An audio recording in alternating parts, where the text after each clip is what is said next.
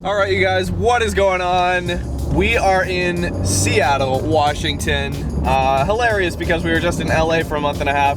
We go back up into Canada, figure out the weather's still super cold and super terrible for driving. So we come down here to Washington and it's sunny, like 2 hours south of the border. We're heading over to Tork Motorsports actually to meet up with Eddie, who you've seen his big turbo 124 Spider build on the channel before, as well as his big turbo Fiat 500. He's getting his Spider tuned today at Tork Motorsports on the Dyno.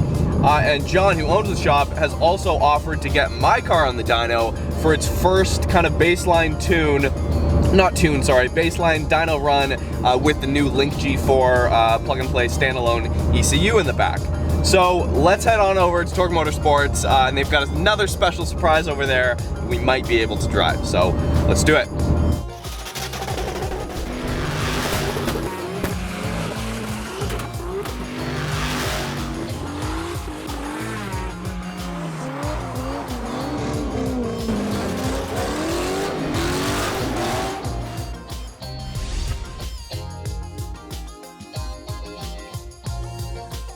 Alright, so I'll go see ya.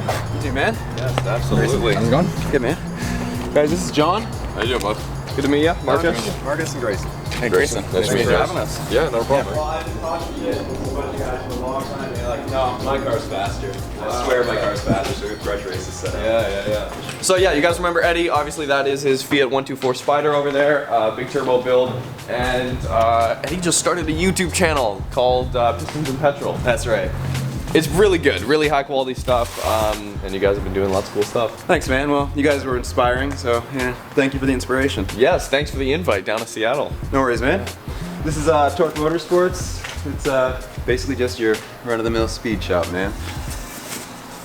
Ooh. Oh, I love that color. Tungsten, 15.4 pounds per corner. Yeah, pull it out, Okay, man. Go for it. All right. Yeah, yeah. That's gonna make a world of difference on that car. Oh, hell yeah, man. The stock wheels are 22 pounds each. Grayson, feel that. Yeah, seriously, check this out, man. They're literally designed for the Miata. Look at this, even the dyno chairs are Recaro. John's a big SRT guy, or at least he was for the longest time. Doesn't drive his SRT right now. Here, check this seat out. Oh, somebody has moved the seat up? New car smell.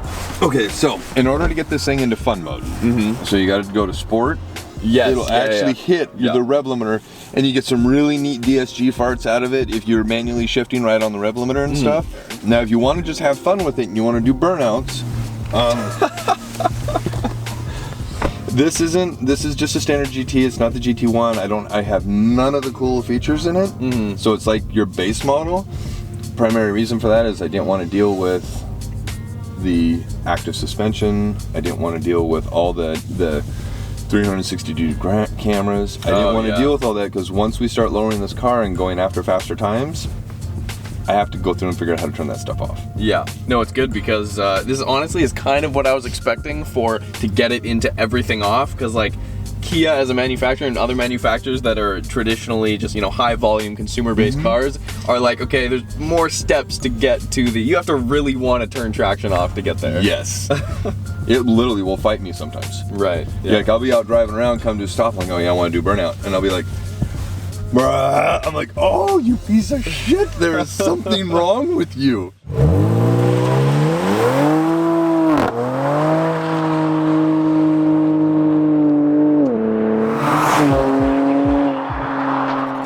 Off was just like we stepped out into mud. Don't worry, he hadn't washed the car since we were at the track last weekend. It still had its track numbers on it last night. Oh, okay.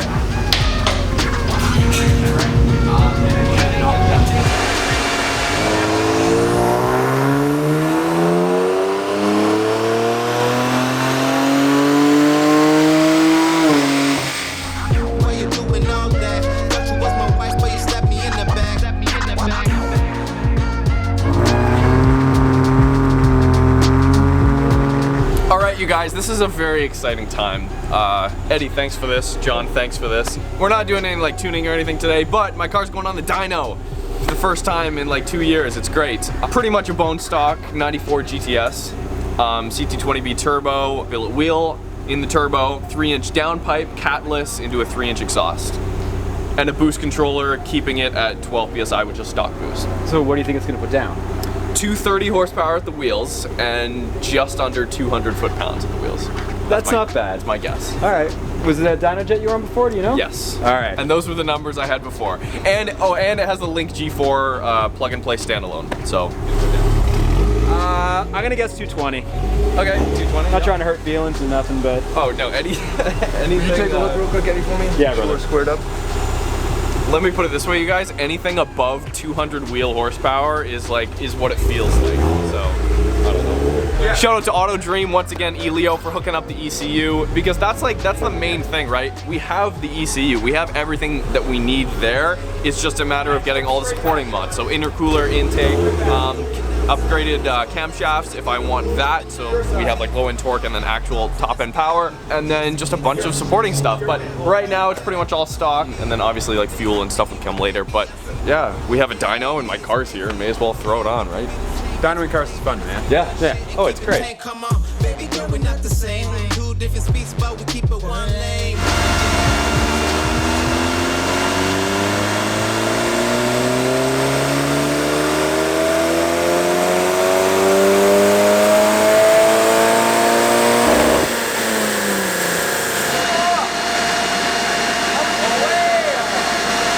Aftermarket ECU in the car, so its base tune is probably better than the one you had in the car. Like the timing, the Bryant's running more timing than your old ECU was.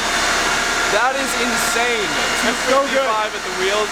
We're gonna hit 300 so easily. That'll be no problem, man.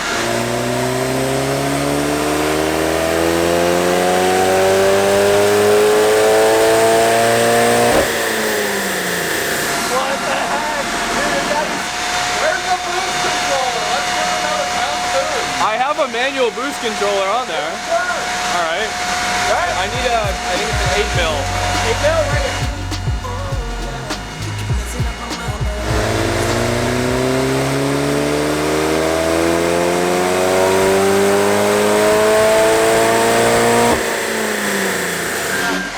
That's crazy. Look at that.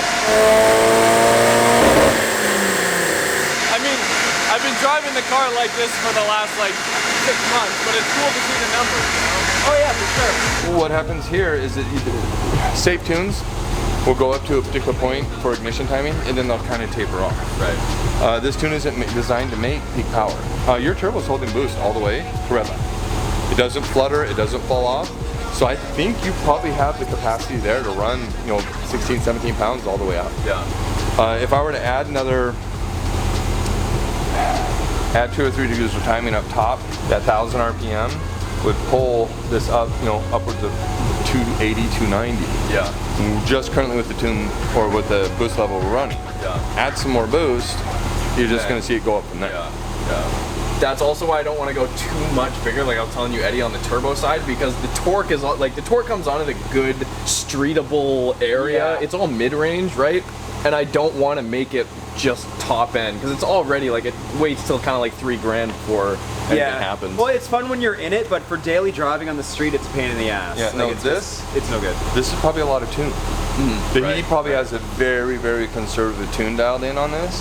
And the other great thing about it is that we can, the Link G4 I think has an auxiliary input for electronic boost solenoid.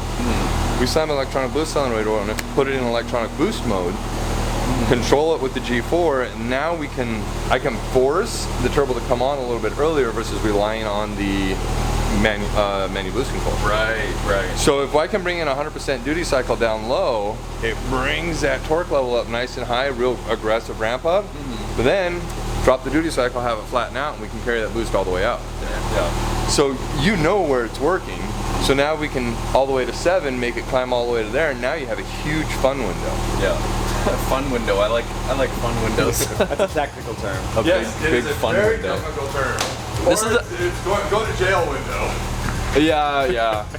I'm trying to avoid that. I think this is the first time I've held a wrench on roads untraveled. Well done. How's it feel? Super embarrassing. It's like the dinkiest wrench ever. Thanks for that. That No worries, goes man. back to you. Hey, thanks guys for watching. This was just like a quick, little extra thing. Thanks so much, John. I have no problem. Eddie knows if I was financially independent, I'd do this for free all day long. Oh, sure, yeah. Because it's my passion. Yeah. So I'll come down here and do stuff Saturdays, Sundays, all the time, simply because I enjoy it. Hence, we're gonna be working on his car tomorrow. All right, yeah, guys, check out the Stinger review. That was a really fun time. We'll be back soon with more MR2 shenanigans. Damn straight.